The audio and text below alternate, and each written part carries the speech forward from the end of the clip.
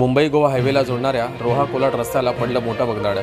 मुंबई गोवा हायवेला जोडणाऱ्या रोहा कोलाड रस्त्याला मोठं भगदाड पडण्याची घटना शुक्रवारी सायंकाळच्या सुमारास घडली आहे।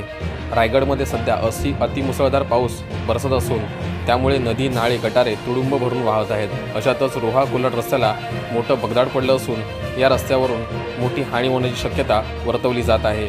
त्यामुळे हा रस्ता बंद करण्याची मागणी आता स्थानिकांकडून जोर धरू लागली आहे। Bureau report, Konkan times news, Roha, Raigad.